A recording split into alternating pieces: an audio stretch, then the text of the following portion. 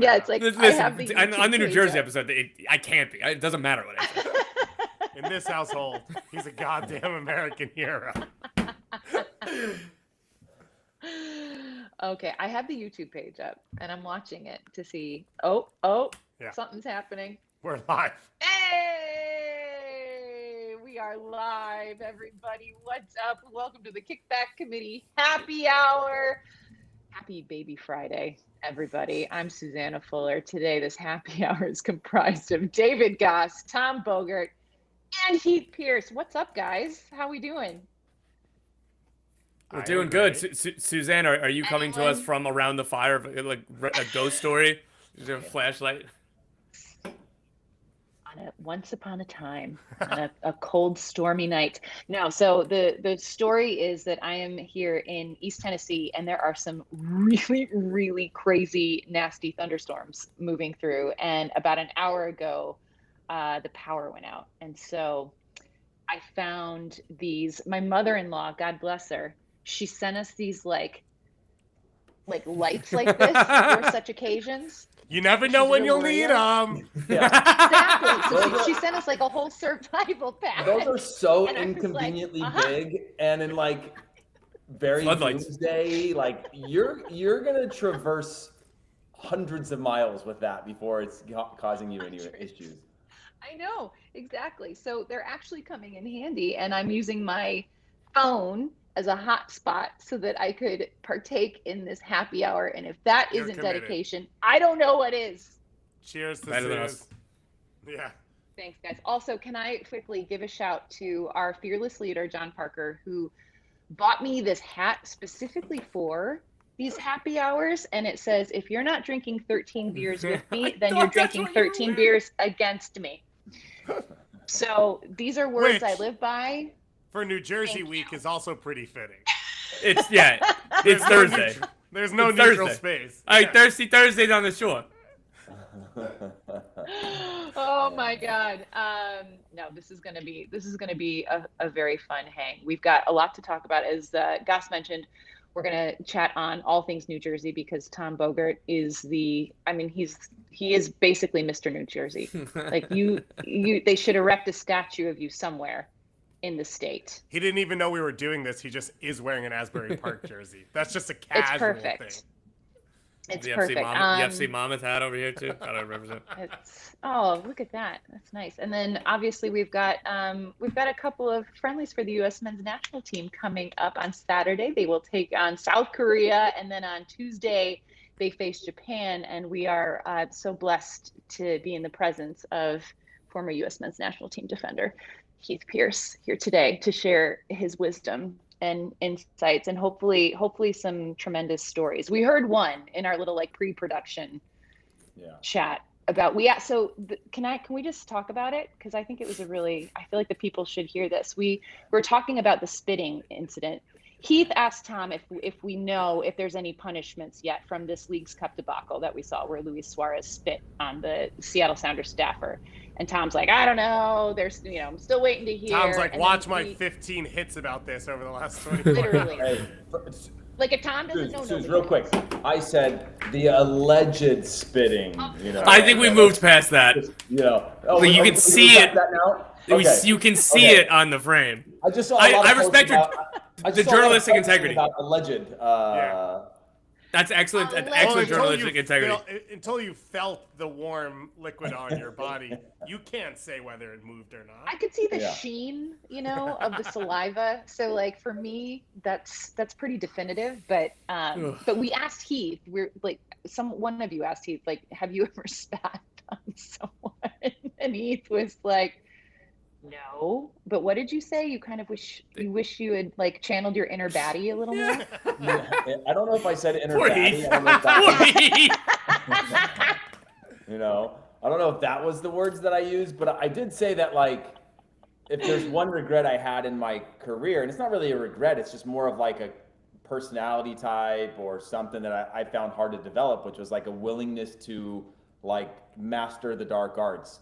Not to the point of spitting, but I wanted to be able to have that mindset of me versus somebody, to the point where I never purposely fouled or tried to hurt somebody or did anything with like malicious intent, which I was probably on the extreme end of like not doing. Right. That I wish that I had a little bit more of that in my career, to the point where even the thought of, you know, I'm out of options, what's my next option to do to this person who's in my head, would come to my mind, but it just never did. I just never had that in me, regretfully. Dignified. In the post game of the whole thing in Miami, again, Miami Seattle, and I can see I'm looking in the mirror a little bit when I see Suarez do some of this. The way he flips the switch back after, right? He like chased multiple guys down, spit on someone who just is doing his job, and then he immediately is doing like the hand to the face hug with Ymar and is like just hanging out. And it's like, I think that's what he's talking about, which is there is a place Suarez can go that some of us cannot comprehend. And then he snaps back and he's like, what's up, guys? Like, what are you guys talking about? And it's like, well, we're talking about you being an insane person because of what just happened. I think very, very few, and many of them end up being the elite athletes. And I think a lot of them end up with some, I think probably difficulties transitioning to like civilian life after, because you're tapping into something that is like a level of dopamine and, you know, things that like create the greatness of Luis Suarez, but it's also like comes with some things that, you know, you can't have one thing without the other. That I think there are some players that can really tap into a certain level of like mentality of like take the spitting incident out of it, but just I think about it when I played with Clint Dempsey on the national team. He could tap into something that could instantly make you an enemy, right? And I don't know what it was, I don't know how it was, but he could literally in training, flip of a switch, you no longer exist in his world, you know? You exist only as the object of which he is willing to run through or do whatever it takes to score in training, you know? And you just like that mentality of willing to drop an elbow like straight in between somebody's chest in the sake of like, you know, you versus me, I think is a skill set that a lot of these elite superstar athletes have. But you know, to have that and then be like, well, that's as far as I go. Like, I don't know if that's always like, you know, capable when you're in that sort of like tunnel vision. Yeah. Man, that's cool. Like, I wish I had that. That is, the way you just described it was pretty epic. We've got a question, guys, in the comments. This is huge. This means that people are actually paying attention and watching, and I'm thrilled. So hi, Frank Dolan. Question for the group. Why does it take MLS so much longer to hand down punishments? I like the one that he put above that more. Do you think, oh God, what did he say? Do you think Doyle is posting on his Substack during this happy hour? Yes, you can assume counter programming. So good. So yeah, why does MLS take so long to hand out punishments like this as opposed to other like the NFL or NBA? This one this is the Leagues Cup organizing committee. MLS isn't going to go before them. Yeah, this is not MLS's jurisdiction. Right, like, but again, like, Okay. that's not to sound like I'm deferring blame, because it should have happened by now. But like, and I got a lot of texts about this, that Idon Toklamati got fined from the MLS disciplinary committee for his goal celebration, which was twerking. Immediately when that email went out on we Tuesday understand as it was inappropriate. Yeah, it's just the Key and Peele sketch where it's just like, oh, you get 2 pumps, and then the referee's standing there waiting for the third one. No, so like again, like it's unfortunate, and again, like MLS isn't blameless here. I'm not I'm trying to toe that line or whatever, but they did their like MLS regular season games, that disciplinary committee. The fact that came out first in a timely manner, which was good, while waiting on Leagues Cup organizing committee to go through everything in the Melee post-Leagues Cup final, we're now, 4 days later, is tough. It's not a great look. And again, not just Charlotte fans, people from Charlotte FC got a few texts immediately. Like, hey, what do you think's going to happen? It's like somebody said, oh, yeah, there was, in a game on an NFL stadium, I'm so glad that there was swift punishment. Just joking around, because Seattle is also an MLS stadium, NFL stadium. Wow. Jeez. Yeah. Everyone caddy in this world is good to know. Everybody caddy. All right. So should we move it along to some U.S. men's national team chat? Yeah. Everyone up for this? We should. Before we hit on like the actual matches that are coming up. There was something that happened I think it was over the weekend that we didn't, I forgot. I wanted to talk about it on committee, but I completely forgot because that's just how I operate these days. But the Yunus Musa, so Yunus Musa got loaned out to Atalanta. Did anyone see the Allegri kick? Yeah, I saw that with no context, and do you have any of the context? Because I don't understand. I was really hoping one of you did, because I was like, did his manager literally just like boot him? It looked like he had like fallen and like was like kind of on the touchline, and it wasn't like a playful like, hey, get up. Like it was like there was some venom behind this kick, and I was shocked, and I'd never seen anything like it, and so I wanted to ask the group if you had any takes on something like this, or like if you'd ever seen a manager just like basically abuse a player. He kicked Yunus Musa while playing in the soccer game. Well, he falls off on the sideline, like he's like just over the line, right? I don't remember the video. I remember seeing it. Did he go laces? Did he go laces on him? Like, was it like a? I can't find it. I'm on socials. Type in Musa Allegri. All right. This is excellent. I'll be honest with you guys. When I saw it, it had so little context to me that I was like, for me to find out if this happened 2 years ago, or if it happened today, or if it's like any context around it, I was like, it's probably better for me to just move on from this, because like I don't need this, now, because full transparency, like I find myself just resharing things with friends in DMs on Instagram that have like a 10-word caption that's like scientists like studies show, and it's like some random meme account. I'm like, it's got to be true, right? And now I just realized that I've just got to get out of that. Like, I don't like. I'll let you guys talk about the so I'm watching it right now, and like, it's got a level of like jokingness and like funniness to it. Where Do you think? Like, yeah. But then he's gone like hours later.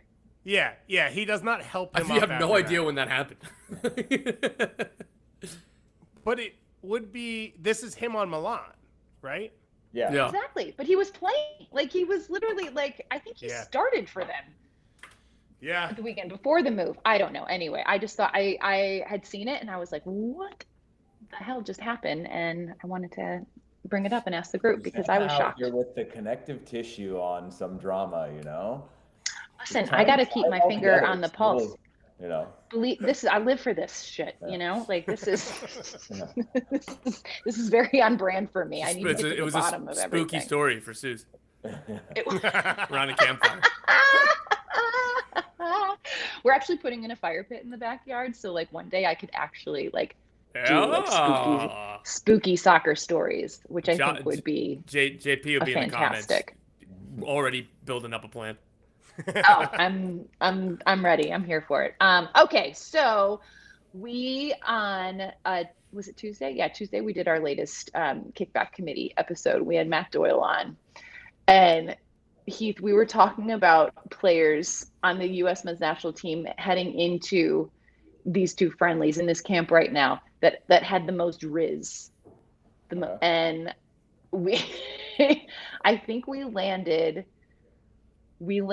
on Serginho Dest having riz, Christian Pulisic having like 0 riz, and also want to point out that Matt Doyle did in fact know what riz was, and that in itself was a shock to everyone. But if you had to pick a player of this pool that's in camp right now, entering into these with like that kind of the most riz, who would it be, Heath? Just so I can frame this a little bit, like riz has built a full spectrum of meanings over time. So full spectrum, it has. Starting with like the ability to attract somebody, but it also is like charisma of like a leader of like a crew, like the person who's like the funny in the group, the leader that brings like people around. Like Fat Joe when he was a 5-year-old being the leader of a gang. Which, if you haven't seen this on social, you have to go watch it. Fat Joe has become a pathological liar. He has his own podcast, and he just lies about himself the whole show, and it's unreal. That's Sorry. great. That's what I love. That's Riz. That's Riz. That's Riz. That's Riz. Susannah, so give me a parameter, and I'll give you an answer. So I feel like it's a combination of like maybe somebody who's like not only like playing well, like in good form, but just kind of like is going to be a leader, like someone that like the guys are gonna kind of like look to as like setting the tone of the camp, like who has that capability right now of being like, I don't know, just kind of like being the guy. Okay. I feel like we've yet to see that. We've seen kind of the ebb and flow of a Tim Weah over time, but there's something about the way that he's been speaking in the last 6 months on, like, you know, obviously the Pulisic show and some of these other things, that I think we've gone from somebody who was, you know, trying to kind of chase the shadows of his father with a huge amount of talent, not chase, maybe not the right word, but like have big shoes to fill, to being kind of a quiet, soft-spoken guy with cool style and whatever, to now becoming more of an outspoken of like, I feel the confidence in my voice to say what I want, how I feel, and what I think. And so I think he's one that I think is poised for a major kind of Riz growth curve, hockey stick Riz curve right now. I like that. And so he's one that I think it's just been stuff that's like coming to me recently, but just the confidence in his voice to not, I think, almost be part of being part of the national team is sometimes everybody's a sheep, you know, trying to thread in what you say and team first, and like nothing goes outside the locker room, and, you know, it's team before player. And then we've seen this converse of like, everybody's club over country now. And I think we're just seeing some people starting to go like, I don't need to get caught up in all this. Like, I am my own person, and I have a platform and a place to speak and the experiences to speak about it. So he's one that I'm like, okay, I'm watching this guy right now because he's becoming more outspoken and confident, and not just falling in line with like, you know, everybody saying the same thing when they go into camp or in their club environments. I don't disagree with that. Gass, you like that one? Yeah, I'm like a little bit in the bag for Tim Weah, so I'm like always gonna go that way. Yeah, I'm like a bit of a fanboy on that side of things. I have no idea why. Okay. It just happened. It just happened. Yeah, like, you know, sometimes it's chemistry, sometimes it's that's mentality. love, man.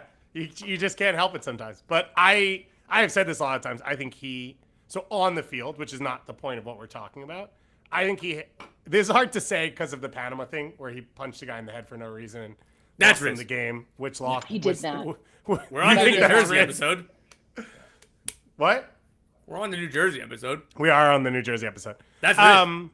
But I was going to say, that's the point of growth, though. I think these are the things that I think somebody experiences that either lead them astray or put them on a path of like, okay, I'm becoming my own person over time, and it's not just through like I scored a bunch of goals or I'm playing at this club or these things are going great. I think a lot of it actually comes from like the like Susannah's type of lighting, you know, the comes out of the darkness, you know, the challenges against it. The dark times, you know? Yeah. Luckily, Susannah's mother-in-law sent a care package to all the US-17 players to help guide them through these moments. She would.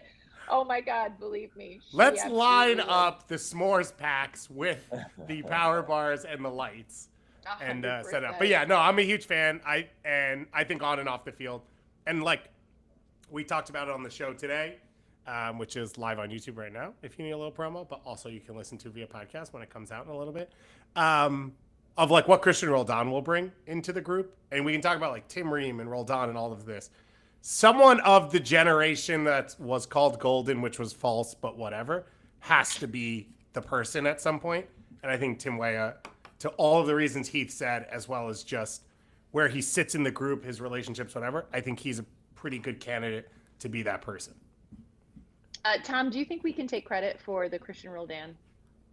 I thought when I was reading the text, like I saw the text before I saw the release that he got called up. I was like, what's going on? I was like, oh hell yeah! Like I immediately felt stupid for like dismissing it. We were talking with Doyle, and I was like, yeah, this is. I would love for it to happen. It's obviously not going to happen, but I would love for it to happen. Like, Tom, you know what's We're all next. kind of on the same page. Tom, you know a CPL coach is about to get hired to run an Oh. MLS team. Hey. So stop dismissing people. I just immediately went Knicks championship. Can I just say that, like, of all the power that we clearly have to get people called up after the game, so go back 2 years to the start of first Leagues Cup edition. Paul Rothrock scores. He's on like a tear of like 4 or 5 games. He gets his second goal, you know, and it's like his first Leagues Cup start. And I interview him after the game, and he couldn't get like 4 words out. You know, like it was like he was so excited and he was so nervous. Like I could tell. And I remember that our producer sent like a long review to me, being like, "Hey, next time you have a guy like that, like just maybe ask him another question." I was like, "Dude, there was nothing that was going to make him like spoil his own moment." The only question like, I could have asked was, "What's your Yeah. social security number?" Yeah, like, he was gonna give me 3-word answers because he wanted to get back to the locker room, and he was so excited, and he wasn't gonna like, you know, put himself in a position to say something stupid.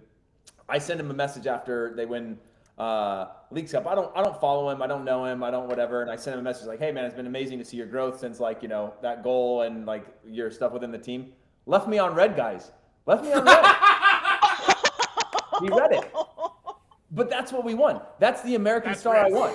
You know, I want the guy. I want the guy that. Paulie primetime. Paulie primetime. I want the guy that couldn't answer the questions because he was so excited about the moment he's in, and within 2 years reads my message and doesn't respond. You know. Yeah. Having said that, could have gotten a call up to the national team if he would have responded. You know, like this crew alone, I would have just put it into the group chat. You know, we could have worked some things out, a little 2-for-1. Roldan goes in and Rothrock goes in, but. You know, humbling moment for me, guys. Humbling moment, but it's okay. He went into the locker room the next day. He was like, "I don't know. This guy Heath Pearce messaged me. I don't know who he is." Yeah. You know what I mean? That's the stars we're asking for, and you just got to be willing to pay the price. I paid the price, you know. Yeah. He's now Rizrock. God. He's Paul Yeah. Rizrock now. Heath, it was I worth do like that. it was worth the embarrassment so you could share that story on Yeah, it today's happy All hour. I do is That was things to be able to share the story now. You know what I mean? Like put myself in bad positions to lose, so I can share the story. Oh, We you're right. appreciate Again, your service, Heath. this Thank is you. also, we talked about it last time you were on, but the drunk soccer stories needs to come back. And so this is like your vehicle, I feel like, to, you know, make that dream a reality. We're here for you. That'd be fun to bring those back, because everybody's got, like, you know, if 4 of us told an experience of going to a game, we'd all tell it a little bit differently, and that's the whole idea, is like, you know, distorted, you know, historical, you know, context, but you know. Heath, just to make you feel some memories, right now, Panama's playing at Suriname on turf. You can see the rain in the lights driving across, and all of the cars are pulling up directly to the field, and the coach in his suit is getting poured on. So, CONCACAF World Cup qualifying, man, it's the dream. I Gotta love it. remember World Cup qualifying. I'll tell the story quickly. It was the 2010 qualifying cycle. They had changed the qualifying things, and so you had to qualify 1 round ahead. The first like play into the final rounds, right? So we played Barbados, and we played at home with our best team in the qualifier, and I want to say it was like 8-0 something. Didn't Landon take a quick free kick? I don't I remember think, I think he had a hat trick in like 12 Every goal minutes. counts when we're looking back on the record books. Yeah. Stat those stats. I'm pretty sure he got hacked down and quickly took the free kick and scored direct. And it was Yeah. like no one was paying attention. But that very well could be the case. So that was the first time that we had, like, in a qualifier, obviously, sent most of the older guys that were playing in Europe at the time on vacation, and then all of us young ones went on and then brought in a bunch of guys. I think Breck Shea got his first call up. John Thorrington was called into camp. Hell yeah. And we ended up playing on a cricket stadium in Barbados for that one. I think we ended up winning 1-0, but it was the only national team game that I ever played in where, like, the night before the match, it was like the full team was like body surfing in the ocean and like super relaxed, and like normally there's that like tension, but like obviously 8-0 cushion, we had to just go and get a result the next day. It was like the only time where it was like, you know, you could just relax and have a good time. We're like, we're in this like tropical paradise, we might as well just enjoy it. So, you know, a bunch of people in the water, you know, body surfing and stuff the night before the game with no stress. That didn't happen very often in the national team. I assume Bob was the first one out in the water. His U.S. soccer board shorts, you know. Heath, did you guys then also do the Top Gun scene and just playing volleyball together? We should have. We should have in blue jeans, you know. Even better. Everybody packed a pair of jeans to make sure that we could recreate that scene, you know. Even better. Unreal. Even better. So we've got this match against South Korea on Saturday. It's hard to like gauge. Like I know that these are big friends for some of these players who are like hoping to be a part of the World Cup roster next year. But like because it's a friendly, you know, like so Heath, like when players are in a situation like this where it's, you know, they're basically playing for themselves, like it feels like they want to be included, like what as fans, what should we be watching for? Like what is the biggest thing that we want to see from this group in these upcoming friendlies? Because I feel like it just kind of, we're like regurgitating like the same sort of like narratives over and over for these, because it's just, you know, you're like, okay, well, like we need our number 9s to score and but it's just, I don't know. I'm struggling to find like the things that like really like grab you with these matches. Yeah, I think, you know, we all kind of had to go through that phase of like getting past of like, where is our A team, you know, this many months out from the World Cup. And obviously, I mean, qualifying's forever different, you know, considering the amount of teams and all that. It'll never be like US Mexico in the way that we saw it before, and we have to just kind of move on from the I remember when era. It would have been nice, but if we're moving past that and talking more specifically about, you know, this game, there's very few players I think new in this group that really have a chance to break through. But there is an opportunity to like, I think sometimes when you bring in that fresh young players, there's a fearlessness to it. I think when you bring in players who haven't been called up, there's an effort to it. And that was the one thing that I think you can, you know, everybody's talking about, oh, the former players say, I remember when, and we would have worked harder and all that sort of stuff. But when you get into these types of camps, Game's like gone. this was around, this is name names. I was on the bubble at this time, and I remember I had a very kind of clear perspective coming into a camp like this. And granted, I wouldn't be one of like the many like no names coming in, or that's the wrong way of putting it, of new names coming into the camp, but because I had been established at that point. But I was on the bubble, and it was going to be on the bubble all the way to the team selection in 2010, and so. I was like, you know, make my presence felt in training, put in all of the effort, spend time in the training rooms, in the meal rooms with the players, like soak in all of this stuff, and ultimately hope that I get some time on the field to be able to like show what I have. And it's hard right now for anybody to remember sort of how this worked before, because post 2018 failure, it's been basically the same group, you know? And so it's like when we see a few new players, we're like, okay, maybe. But when we see a lot of new players, we're like, you know, the train's off the tracks. We used to see that. We saw that in January camps and whatever before. But like, because we've had like a clean slate since 2018, we haven't really seen these kind of mixed groups that you would have seen in the past. So we kind of immediately kind of resist that type of change. But I think each one of these players is going to come in with a few things, whether it's Serginho Dest from like integrating back into the squad, Balogun integrating back into the squad, proving that they should be the number 1 in their positions, and having some proving to do, because I think when you broaden that player pool to an extent, it starts to put pressure on players. We as fans look at it and we go, what's the coach doing? He's got no idea, or whatever anybody's thinking in their mind.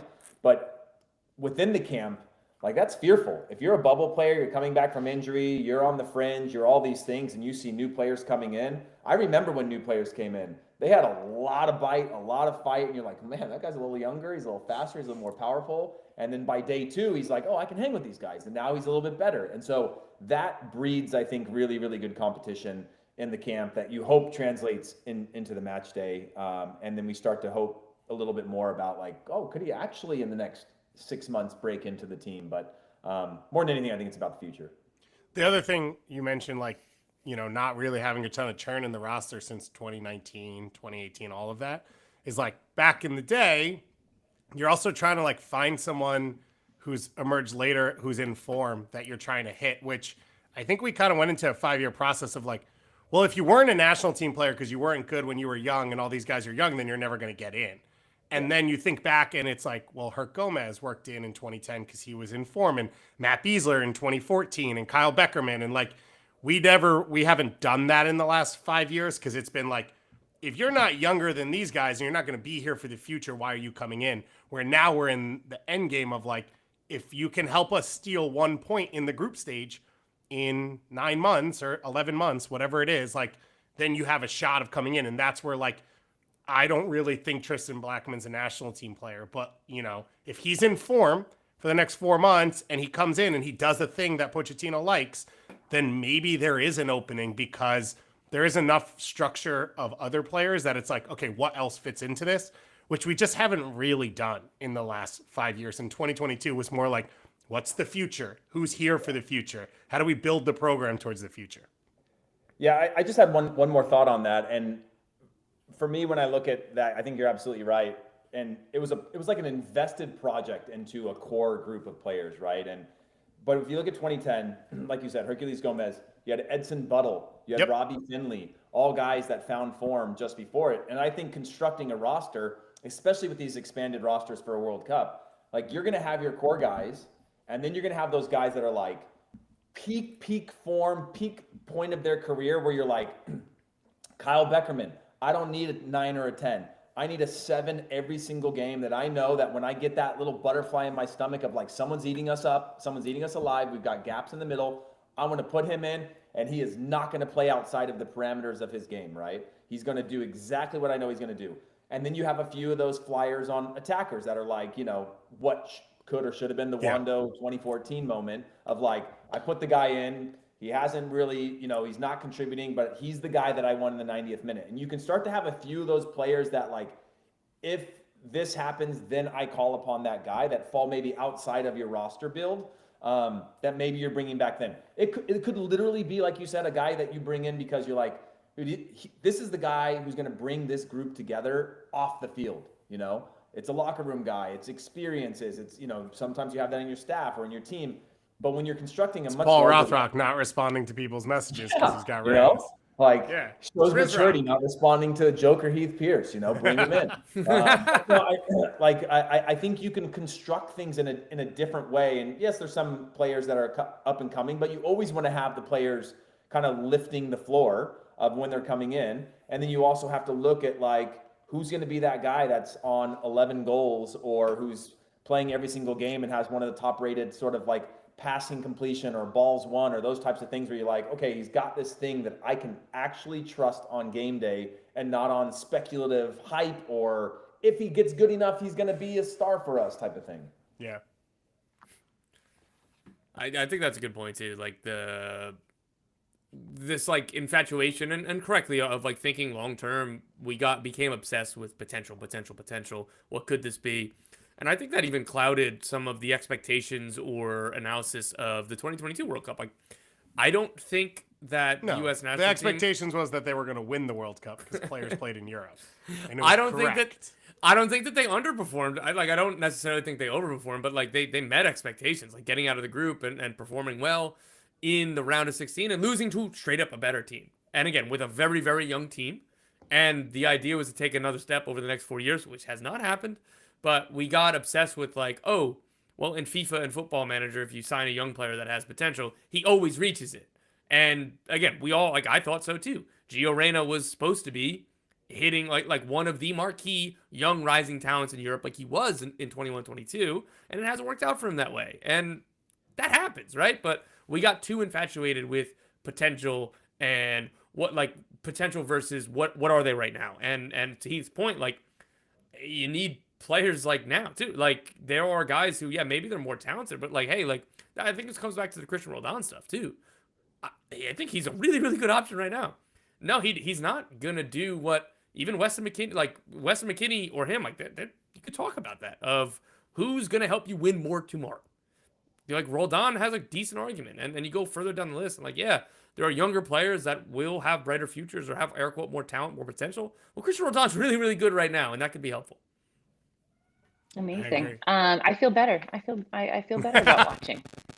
Thanks, guys. Appreciate y'all. All right, before we turn our attention to the great state of New Jersey, Heath, can you stick around or do you have to bounce? I know you had I limited got 2 more time, minutes and and I gotta run kids to soccer practice. we are grateful for you. So, okay, let's quickly hit on the great state of New Jersey for Tom Bogart. Heath, so we this is part of our 50 states of soccer segment, and New Jersey was our state this week, and Tom, being from New Jersey, kind of just like took the lead on the latest episode of Kickback Committee. Didn't And have to do any honestly, prep. like totally fine. Like I was like, roll with it. But we kind of decided that trying to pick a five-a-side of players, like the best players from New Jersey, was basically impossible because there's so many. This is one of the states where we have to make an exception and do a five-a-side of men and a five-a-side of women rather than Even combine. if we do that, it's still not Yeah, that easy. but like Can we that, start that's the obvious. Can we start naming men's players and see if Heath can help put this in order? Well, I just know that if you're anywhere, if Tom's getting his hair cut anywhere near Kearney, they're going. He's saying, give me the Miola, and they're giving. Yeah. Yeah. So that's Heath. That's just Tab Ramos, Tony Miola in. That's it. Like that's the starting point. I will not hear any other arguments, and then we can go for the other 3 spots. Tim Howard. This is gonna be the rare one that has a couple of multiple goalies. There's Claudio Reyna, John Yeah. Harkes, Giuseppe Rossi, because we're only doing men here. Greg Berhalter, we Matt doing Turner. I Bradley? claim Michael Bradley. Okay. But not Josie. That feels a little bit more loose than Bradley. I mean, I would love to claim Josie. We'll Someone take him. call Josie and ask him if he claims Jersey or Florida. But doesn't have to I'm do not it right doing now, it. by the way. I'm just saying. I was Josie Josie out into the ether. What about like the Aaronsons. Bragadello get on this list or what? No, No. But I love One the of intent. hold on. He came through. When was he? He was coming through. He was a little bit like. There's some Tom's about to stories tell that- you a story about him cleating Juan Agudelo. No. He's a little older than me. I'm an older sister. Let's just say some of my sister's friends were very enamored with Juan Agudelo Nice. and ran into him at a house party. Yeah. Yeah. They, That sounds like a story. Jersey and California, maybe Texas, and I'm not sure what other state are probably the hardest to go five-a-side, but this is my biggest argument, right? And I had this with Doyle back in the day when he used to do team of the weeks and stuff like that, and always put 3 in the back, and no one played 3 in the back. And I used to be like, you're leaving the fullbacks out, so that you can put Messi into the midfield again, or you can make Landon Donovan a midfielder or a striker anytime that you want, like give me some Wingback. flowers once in a while. And that was like always the argument of like, that's the beauty of it, is that unfortunately a superstar has to be left off your five-a-side. And they've got to live with that, and you've got to live with that. That's the beauty of it. We don't. It's just the unfortunate nature of any listicle. Heath, real quick, Claudio Reyna or Michael Bradley? Man, that's tough. That's so tough, And I don't even know what to do with Giuseppe Rossi in this whole thing. I find him like the hardest one to gauge. Yeah, he's off my list because he scored against us in Confederations Cup. So, And he celebrated, I think. Yeah. Oh. I would personally, I'd go Michael Bradley just because I was in the thick of experiencing his growth as a player from when he first came into the national team and his career and all the things that he did. As like, I do think he pioneered for a lot of people of the route he wanted to go and things like that. So, I mean, Claudio Reyna did as well. I think the accessibility to Claudio Reyna for me was not as great, but I will say that my favorite car was a 7 Series BMW. And when I got my first cap with the national team, we went to Hampden Park in Scotland, and Claudio Reyna, who was injured at the time, came with us. I'm not sure if he was at City or at Rangers at the time, but he followed us in the car, and I turned around in the back of the bus and saw this guy driving a 7 Series BMW, and I was like, that's Claudio Reyna. That's wild, man. And I had to that point, and it was before my first cap. And so I know deep down there's a lot of love for him and his career. But given that, like, Bradley was my roommate for a good amount of time and seeing it firsthand, to me, I'm going with Bradley on that one. Sounds like Riz Reina though on this one.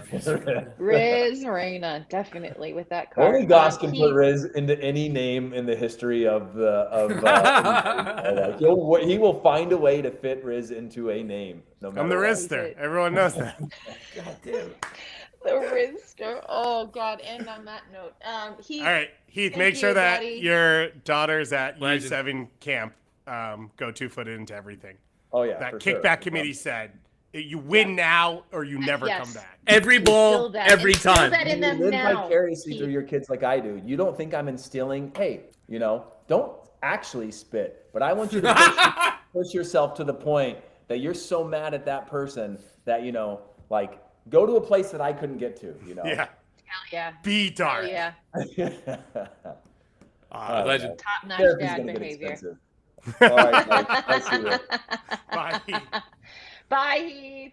I don't like that you guys made an executive decision to split to a men's and women's because Listen, me and you Jordan go to the went other Badlands, way. you cede control. I know, but me and Jordan went the other way. We just did. I think we did. You said you did women's. That's why I felt comfortable doing that. No, we did Carly Lloyd. We did Christy Pierce. We did Tab Ramos. I think we did Tim Howard, and then I think we did Tobin Heath. I think that was our 5 that we landed on. Miola has to be on it. Okay. All right. Yeah. And Yeah. I haven't even talked about John Harkes here. Like, my God. I Jesus Christ. Like, Peter Vermees has 62 U.S. men's national team caps. Yeah. We haven't muttered his name yet. Like, We haven't even Brendan said Harrison- Eddie Gavin's name. Who has said Eddie Gavin's name? No one until I just Eddie said Gavin's not Eddie walking through that door. name. Tom, what did we land on as hallowed ground for New Jersey? The pickup fields, the courts. The pit, that's what it was. I couldn't remember. It was like there was. Somebody educated us that was like, well, it's technically was over the border to Harrison, but everybody from Kearney and Harrison played there, so we got some lore in our Patreon, which I appreciated.